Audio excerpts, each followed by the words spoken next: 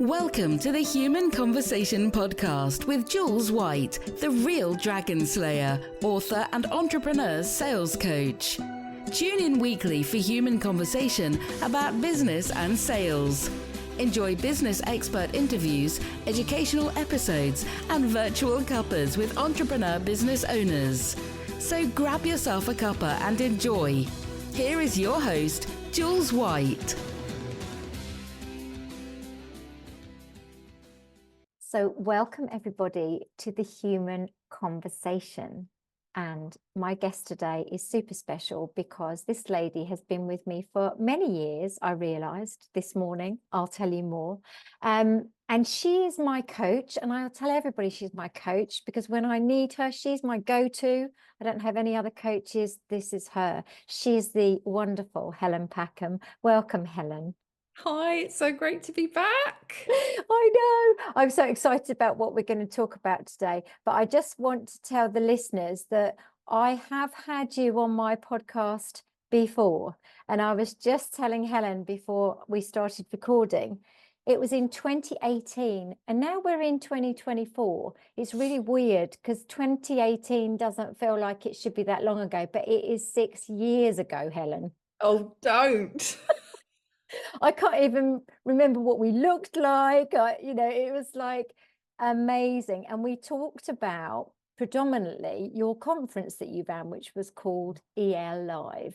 And so if you want to know anything about that amazing event that Helen put on, and we had such a great time, it was on episode 12. So we're now about to make the amazing episode 100, because that is where we're putting this out. 100 episodes, Helen. So Brilliant. You're a very special guest. And I wanted that to be the 100th episode that I did was with you, because you have come on such a long part of my journey with me. So let's start on the back of that conference that you did, which had a lot of amazing speakers that day. Let's start there, because for me personally, it was the start of my real speaking journey, because I'd spoken a long time ago after Dragon's Den, but I was just a bit like, oh, you were on Dragon's Den, come and speak at our event. Yeah, okay. It was one of them. Blag City, Helen. Blag City.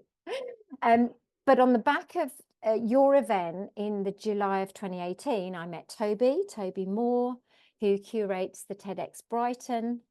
And in turn, in October, I was asked very last minute, I was given 7 days to do my TEDx talk, because I was literally a reserve in essence that I didn't realize I was going to be.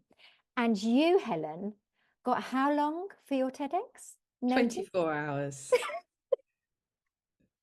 Just slightly dig into that, because when I was told 7 days, I stood and thought, okay, I said yes, because that's what we always say. But then I thought, how am I going to even do this? How will I do it? I've said yes, but how will I do it? 24 hours, Helen. Tell us what that meant and how you actually stood on that stage and delivered an amazing TEDx talk. Well, in some ways, I think it was probably good that it was like that, because I had spent this was such a pivotal moment for me, and I had to say yes and figure it out later. Well, not really later, figure it out imminently, because I hadn't stood up in front of a room full of people in a long time before that moment. I'd run away from that career.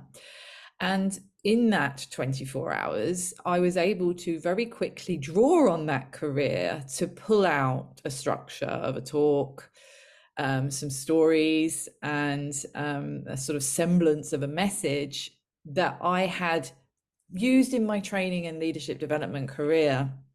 And it was like a muscle memory, I guess, of just pulling that out and not writing anything down apart from a few images and words, and setting a timer and just saying it over and over again as many times as I could before I had to do it.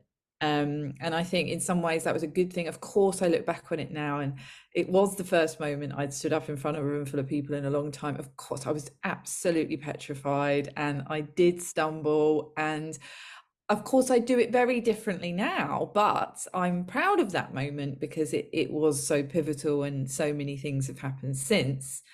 That people then said to me when they found out you had 24 hours notice, how the hell did you do that then? And then I was able to help other people with that type of thing. And I've done that ever since. Yeah. Yeah. And I think this is a great point, isn't it? Because obviously I had 7 days, much longer than you had, but I went through exactly the same emotions. It was like I'd said yes, but actually, how do I do this now? And literally, I went back to, I have to tell my story.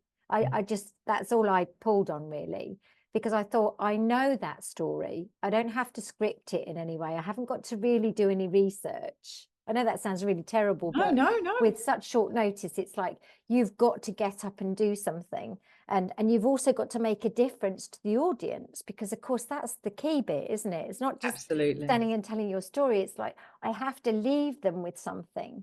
And believe it or not, my son Sam, who obviously you've met and you Yeah. know, who's now 19, Ooh. Helen, what was he then?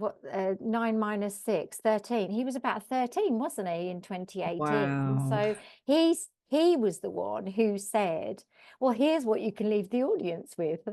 And it was magic. So you're right. It's just often it's drawing on stuff we actually already know, but just putting it into this format that gives the audience something. That's exactly it. That's the ultimate, isn't it? That the That's audience it. actually walk away with something. It's true, because I think, basing a talk on personal story is brilliant, of course. It's what are you leaving them with as a result of sharing that journey, rather than just being the journey itself you're sharing. Yeah, definitely. So we have obviously shared that TEDx experience in a very short notice type of way, which was great fun. And I'm a bit like you. I'm actually really glad I didn't have loads of notice, because I think it would have been far worse. Yeah. And TEDx is a really special, I think TEDx Brighton is a really special TEDx, because it's in the beautiful Brighton Dome, and there's 1,600 odd people in that audience, and the audience is also special. They're super encouraging, aren't they? So just so tell warm. us a little bit about how you felt after after you'd done that talk. Well, in very big contrast to how I felt just before, because I had sat in the audience all day watching the other amazing talks, and I was second to last up. But how I'd visualized it all those months before about how I wanted to feel, and how I actually felt was exactly how I'd visualized it. There was the warm lights, there was the warmth of the audience cheering and clapping. It was such a feeling of achievement, because I'd been so scared on the journey up until then, that I just proved to myself that I was able to do something like that. And then we all went to the pub afterwards, just around the corner, and so many people were coming up to me and saying, I loved it, I could really relate to it, thank you so much for sharing that. And I guess, even as much as we say that we must be validated from within, it was a really lovely bit of validation. That really massively boosted my confidence when I needed it. Amazing, Diane, amazing. And I totally resonate with that. Just somebody coming up to you, or even afterwards writing to you, a stranger, and saying it made a difference, and I went and did this, Yes, that's what it's all about, right? That's so special, isn't it? That's why I love speaking. So coming on from that, you created your own event, which had the speakers in, which was EL Live, because that was the year after, I think. Was it 2017 you did your TEDx talk, Helen? Yeah. And then what was the year when you then became a TEDx curator? So I did 2 live conferences of EL Live. And then I had a few life stuff happen, a few bits of life stuff As happen, we do. Which did mean that I kind of shrunk back from the world a little bit for a period of time. And then, of course, the pandemic hit. But in that time, I was approached by someone who had seen some of my work, had seen my TEDx talk, and was interested in inviting me to have a discussion for a new event that they were just obtaining the license for in Birmingham. And so I had a meeting, and it was a fantastic group of people. And originally they were actually wanting to do a Muslim only focused TEDx event, but that doesn't actually fall in line with licenses or guidelines. And so we had to resubmit the idea for the event. And I was fully involved in that and really excited to be part of that process, shaping the theme and putting forward why it would benefit that particular area of Birmingham. It's a very multicultural area of Birmingham. There's a lot of Muslim representation within that community. And so it was providing a platform and a voice for people within that community. And I was in my element from start to finish. We won the license, and then it was all full steam ahead in actually putting this on. And because of COVID, it got cancelled twice because of we wanted to do it live. We didn't want to do it virtually. And so it was cancelled twice, and then it actually happened. And the whole process of being part of that from the beginning and working with a team of volunteer run people, or everybody had their role.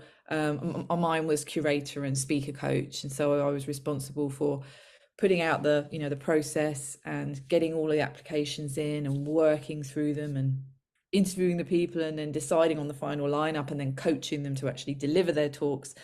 And then being there on the day, I was in the wings, I was supporting them in the wings before they were going on. I was giving them pep talks and coaching them last minute. And, they're human beings like all of us and experience the nerves like I did, and I'm sure you did. And I really enjoyed being there for them in that moment. And then to watch from the wings or on the back screens in the green room as they actually delivered their talks, I was a mess by the end of the day. So emotional, having been on that journey with them all. Was hands down the most rewarding thing I've ever done. That's so incredible. And you must have been so proud of them as well, Helen, just Really actually was. seeing them complete that. Yeah, that in a non-patronizing way, do you know what I mean? Yes, It's very proud, because some of the people that were speaking, Sarah Mandami was profoundly deaf, is profoundly deaf, and she's a very young girl. She's a teenager, and she gave the most incredible talk as a profoundly deaf young woman. And she's just one of the many people on that lineup that I was supporting. Very diverse group of people with diverse ideas and different ways of expressing their ideas. And so it was an honor to be part of that. Yeah, amazing. And I suspect that it was an honor for them to have worked with you. And I mean that very much from a personal perspective, because you are very special. You have a gift of being able to coach people in a really great way. If I could bottle that, then I think we'd all be quite rich, Helen. It's great. And that's why I come back to you again and again, because you get me, and I think there's this whole relationship you create with a coach. So speaking of coaching, because obviously we've talked about TEDx, and I love that we have, but speaking about coaching, what are you up to these days in terms of Helen's business? Yeah. So whilst I was doing that work with TEDx Moseley, there's a definite, if you're doing that, then you wouldn't be working as a TEDx coach. And so I put that on the back burner whilst I was working in that environment to honor that. But I was still doing my corporate work, which is focused around helping people communicate more effectively in a corporate environment. It looks a little bit different than public speaking, but it uses the same principles of, influence, negotiation, persuasion, conflict management, resolution, storytelling, enhancing presentations, that type of thing. So I was doing that the way through that. And then when I came out of the other side of working within the TEDx team, I went back to really focusing on my speaker coaching. Had an amazing amount of experience there, but also helping people to deliver keynotes for industry events, or creating a signature talk where they could monetize that talk, or they could generate leads from that talk, as well as helping people to deliver TEDx talks at various different events around the country. And I really loved that work. And so it was great to sort of be able to step back into that after. And I'm still doing that now, and I really love that work, because everybody is so different. They've got such a different set of unique skills and experience, stories to tell, and messages to deliver, that there is not one single person I've worked with where it's been the same. And I love the process of helping them get all their ideas out and articulate them in a way that makes a big impact, whether that's on the TEDx stage or a corporate stage or an industry stage. I love the process of helping them pull it all out and then deliver it with confidence, to get the results that they want. So that's what I've been doing since then. Brilliant stuff. And this whole speaking thing is quite interesting, because sometimes when we say speaking, people think they've got to get on a stage in front of like hundreds of people, and that's what speaking's all about. But you've just said there, it's actually about communication, isn't it? And being able to bring out those stories. That's why you're great at what you do, because we've all got the stories, but sometimes we'll say, we said this on our last podcast, because I was listening to it this morning, people will say to you, I don't have any stories. I don't have a story, you know, and we hear it all the time, don't we? Well, of course they do. Everybody does. It's their life experience, their journeys. And you're able to then take those and make something that's really special out of it, in terms of what it gives, again, what it gives the audience, what it gives back. It's interesting because a lot of times people come to me with the goal of delivering a keynote talk or a TEDx talk, but actually what we often find is that there is some foundational stuff to do beforehand to build confidence, and mostly that's around, you know, really understanding what the core story of your business is first, you know, getting really clear on the messages that you want to deliver based on your expertise and experience, creating some kind of expert method around what you do to make it unique, and then creating a talk out of it. You know, I do work with a lot of people that they hit a stumbling block because they think, I want to be a speaker. And then they get to it and they're like, you know, I don't know what to talk about. I don't know, you know, what to include. I've got all these ideas in my head. But so it's always good to backpedal a little bit and get those foundations clear first. Because getting clear on those things can help with any type of communication in your business, telling stories online in your content, being in a podcast interview, or putting an about me page on your website, or writing a blog, or doing a video, whatever it might be. That foundational work can help you with all of the stories and messages you deliver, not just in a talk. Yeah, such a great point. And you're right, you know, imagine like all of that content then that you can then put into these different areas of your business. So on that note, you mentioned podcasting. Yeah. You've given me all these little keyways in today, Helen. I'm loving this. Podcast, tell me, what are you up to with regard to podcast? So it was about the beginning of last year. I was really looking at where my business was headed.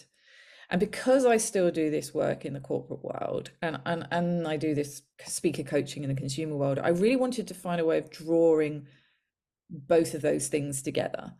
And when I was thinking of ways that I wanted to connect and reach people, I was reminded of something my dad had said to me before he died.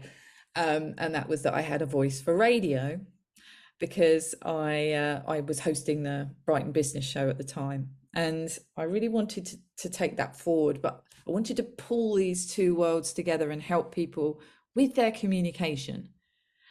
Because I know that the words we use, and if we're consciously using our words powerfully, can have a massive impact on all areas of our lives, from being honest in relationships and having adult conversations, to dealing with conflict at work, to influencing a group of people, to telling a story, to standing on a stage. There's so many different ways that if we're conscious about the words we're using, we can actually really benefit ourselves and other people. So I came up with the concept of words that change lives. And it is all really around my story of how that has impacted me, not speaking up in relationships, not using the right words, to really harnessing my story and sharing that and helping others to do it, and helping people overcoming conflict situations myself, rewriting old patterns around the words I use. And I wanted to put that together in a podcast.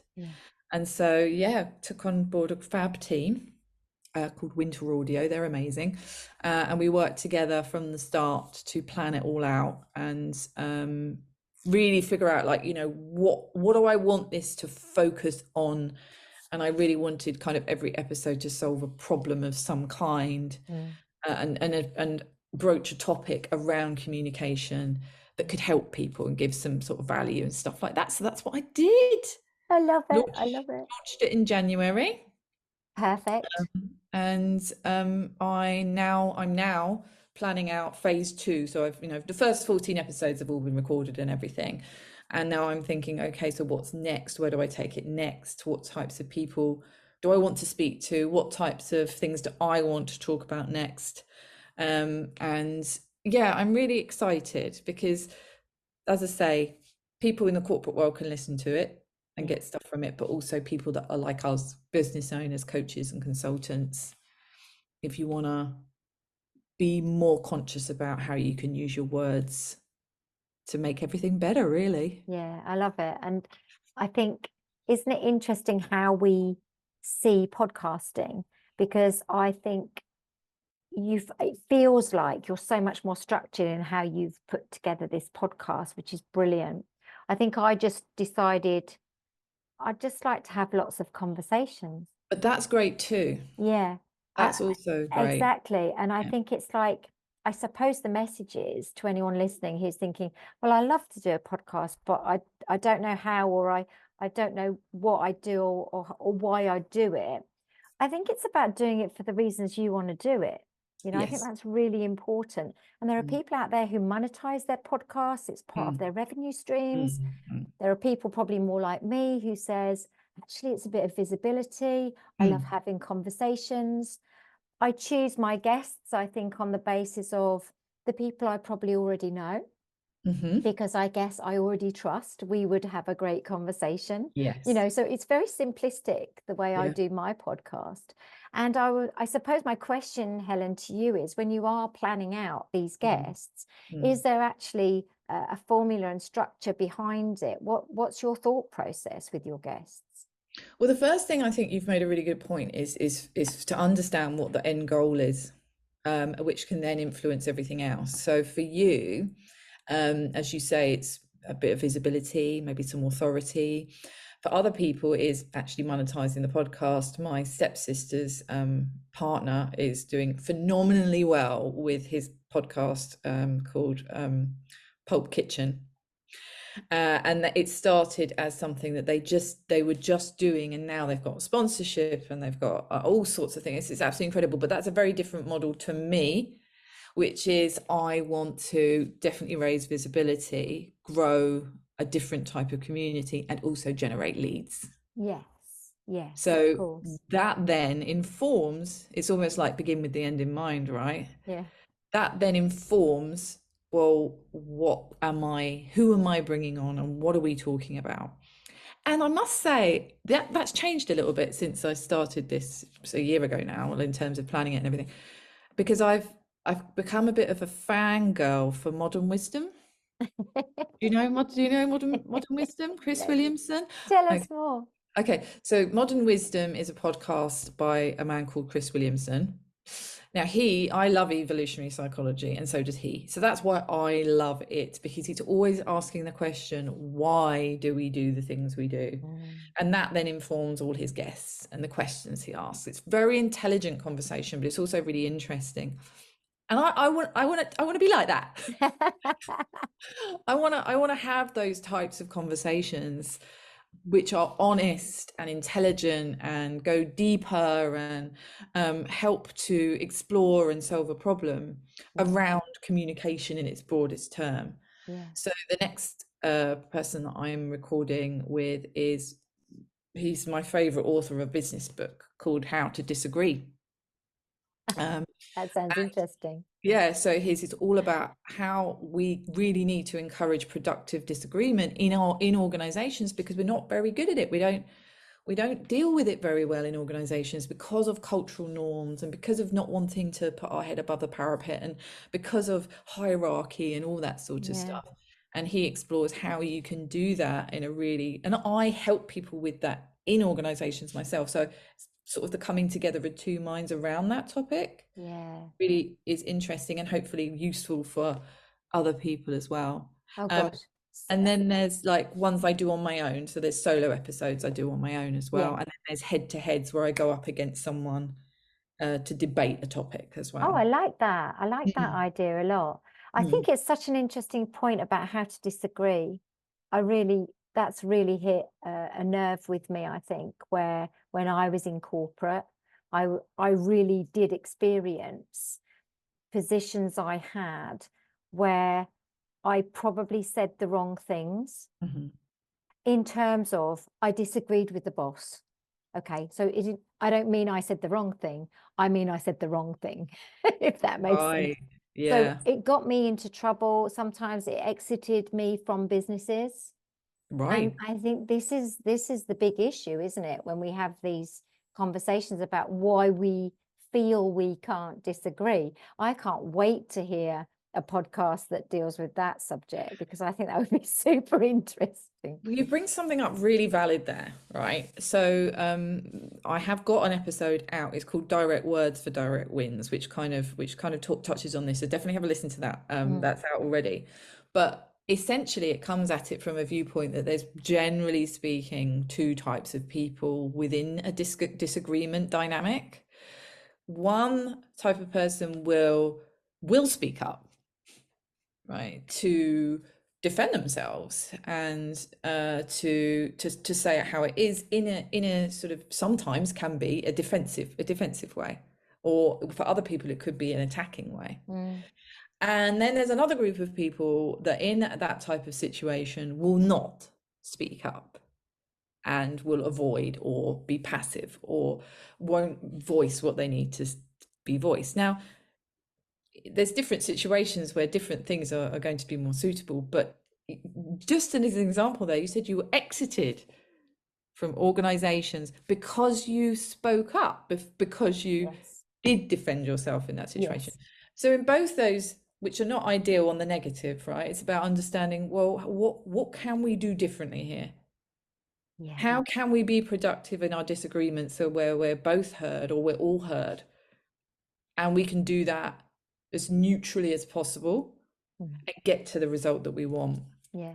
And that is such a great question. How can we do that?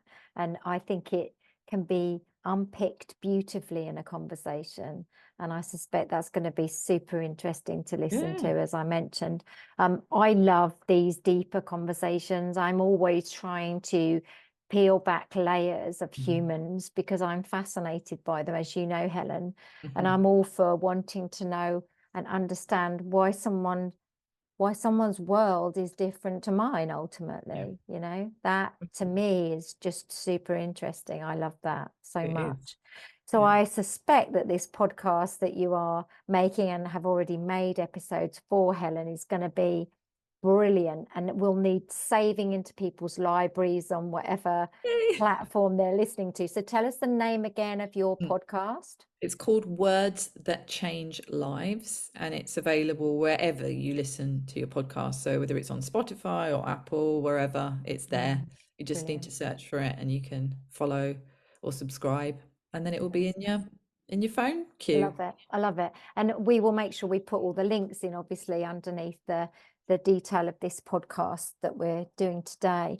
I also want to ask you about something super fab, which I love about you so much. And that, I think, I don't know, but it feels like it's connected to this whole radio thing, and you presenting a radio show. And then I know you've always had a love of music. We've always talked about music. We both do. Helen, what else do you do that the listeners may not know about? Well, it's a hobby, really, but I absolutely love mixing drum and bass and garage and house music. Fantastic. I love it. And obviously, if you follow Helen, and please do if you don't already, you'll see from time to time she will put out her DJ posts. She has an Instagram as well about her DJ journey, which again, we'll put the links in. Tell us more about that. How does this even happen, these kind of hobbies, Helen? So that started, I used to play the piano as a young child, and when I moved to Brighton, which was rave central in 2001 when I moved here, and I moved here for the clubbing scene, I just decided to buy myself a set of 1210 Technics turntables and teach myself how to mix. And that was that. And I did teach myself, and it was vinyl, so I learned on vinyl. And I played out at a few places, but always was held back by my confidence and mucking it up, because mixing vinyl is not, it's not that easy actually. And so I used to muck up all the time, and then that knocked my confidence, and then I stopped because I got married, I had kids, I put my focus into other things, but it was always a joy, and it was always something that gave me a lot of joy. So in lockdown, and my ex-boyfriend, who I was with at the time when I started DJing, he was like, you should get back into it. Just get back into it. Why not? It's digital now. It's much easier. And I was like, oh my God, really? So I bought a little digital deck, taught myself again, started slowly sharing it online as I was going, because it is very different learning on a digital setup than a vinyl setup. And I started sharing little snippets, and then people started watching that. And then I had people saying, could you play at my house party? And could you play here? And I said, yes, yes, yes to all of it. And then because I was more confident with digital, I felt more confident doing it. And then I started collaborating with Disco Yoga. Sarah Hunt runs Disco Yoga. So I was the DJ and she was leading the yoga sessions. And Love it. that was incredible. And I've done a few gigs out and about at different events. I've got one coming up in a few months, but mostly I do it for the joy of taking it round my friend's New Year's Eve party and smashing out some tunes for a few hours, you know. I love it. I have been to a studio recently and learned on Pioneer, so I'm a tractor DJ, but I learned on the big, massive Pioneer 3000s, which was very, very different to what I'm used to. That was a bit nerve-wracking, but it was really good experience. So I don't take it too seriously. I've had many opportunities where people have said you need to really pursue it, but it's not the main gig. It's just a hobby that gives me so much joy. If I'm feeling sad, I'll just get the tunes on, have a mix. I'm always listening to new music, downloading new music. I love playing new music like drum and bass, garage mainly. And it just gives me joy. Yeah, and isn't that the thing, eh? Isn't that what we need to sort of seek out in life? It's the things that give us joy. I actually discovered Bicep because of you. Just saying, because they're amazing. And then my partner now, he will send me lots of tunes, and then I think he sent me a Bicep tune, which I didn't know. And so drum and bass, I love, you know, I'm the old grey girl who likes a bit of drum and bass. I should be far too old for it, really, but I'm No, not. absolutely not. Absolutely not. Bicep are actually playing in Brighton in July, on the beach. Oh, amazing. Yeah. That will really be something. They're super good, I think. I love them. So I've loved watching that journey. You said something really poignant, I think, which potentially will bring the podcast that we're doing today to a really nice close, because you talked about things that give us joy. Apart from the fact that obviously a big part of your journey has been courage, and I've seen that from you. You've talked about it, and just finding your voice, which links to your beautiful podcast. I think this whole joy thing is so important. I think we must never not talk about it. You did an amazing post this morning, Helen, which I read, and I'm not going to cry, but when I read it, it did totally hit.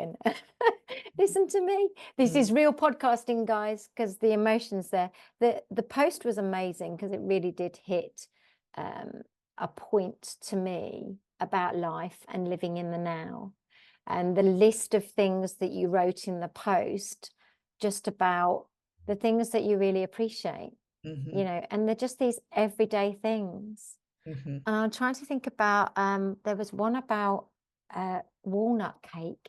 Yes. You talked about walnut cake with lots of walnuts kind of thing, you know, and chunky ones all the way through. Chunky ones all the way through. And these really simple things. Can you remember a couple more on that list? Because I did have a look. So Tell me. one was blending to D&B or garage tunes together. One was walking up the hill in the South Downs, seagull cries, chatting with my friends, the laughter from my kids, bread with Lurpak butter.